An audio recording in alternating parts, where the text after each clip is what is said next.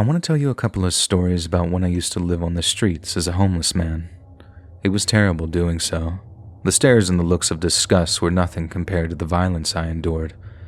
I got into an altercation with some guys one night in a park in Tokyo, and I was beaten to within an inch of my life. I had to get out of the area as I thought that they would be back. I remember moving from place to place, and it was all a bit of a blur.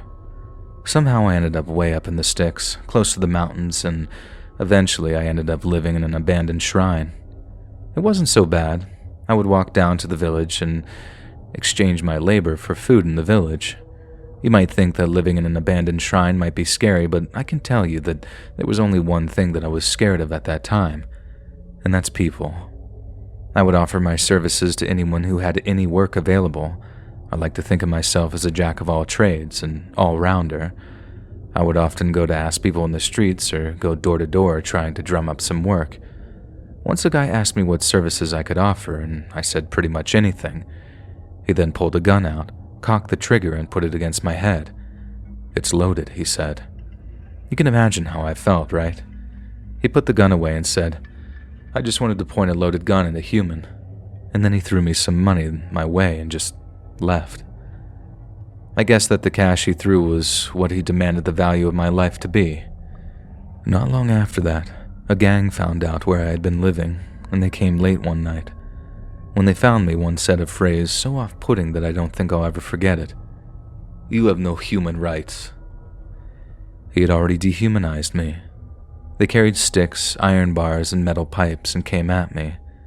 It was too late to escape, and when they were through, I was left with a broken leg. It was torture.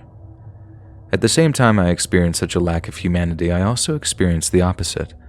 The farmer that I had worked for in the village brought food to me when he had heard about the gang attack and even paid for my hospital bills. If it wasn't for him, I probably wouldn't have been found, and I might have starved to death in my makeshift home. There was no way that I could have got down that mountain to the village with a broken leg. I owed that man my life. I asked if there was any way that I could repay him, and he just replied, why don't you try and grow some vegetables or something? Make yourself a living. Pay me back something when you get set up. There's no rush." I learned a lot about agricultural work from him. Even when he gave me a method to repay his generosity, I felt like I was still getting more than I was giving. The soil by the shrine was hard and not much would grow, but I was determined to pay him back. I would go to the river countless times a day to fetch water, and eventually I made some serious progress. This joy was short-lived, though. A group of people who were into urban exploration came to the abandoned shrine and trashed my little farm. They stomped all over my plants. Why? I had nothing, yet people still wanted to take from me, and something snapped in me.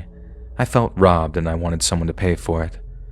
I kept a 2x4 with me at all times. I decided to be ready for whoever wanted to mess with me. Living that way made me happy. Fight or flight, a return to animal instincts.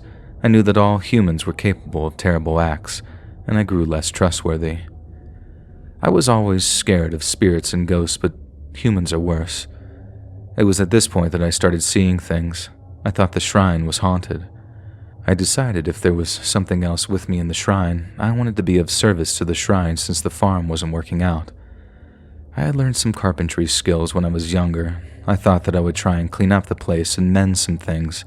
Maybe if the shrine looked a bit more maintained, it would keep the urban explorers and the gangs away. Being busy took my mind off of my hate for those who sought to hurt me. I started to speak to God or whatever the spirits that inhabited the shrine were. I'd say hello and goodbye. At first to myself and then quietly, but in the end I was talking loudly like there was someone with me. Eventually the shrine looked pretty good and I started to see the ghost again. She was a beautiful woman and she was so pleased that I cleaned up the shrine. She would just sit there and comb her gorgeous hair. Sometimes I wouldn't even see her, I would just hear some rummaging noises. I felt that I had some company and I enjoyed it. The gang came back one night, the same gang which attacked me and broke my leg before. They laughed at me when I called out for help, when I called to her, but they weren't laughing when my friend who owned the farm arrived with his hunting rifle. They never came back after that. Since he saved me, I decided to stop being so hateful and I put that energy into agriculture. I still needed to pay him back even though he wasn't expecting anything from me. I was determined, and through years of hard work, dedication, and support from my friend, I managed to hone my skills. I found some land to rent, used it, and did well, and I kept repeating. Now I own several plots and I have several employees. I usually offer work to those who are in the same positions as me, homeless. And as for my friend, I paid him back. I bought him several plots of land by the mountains.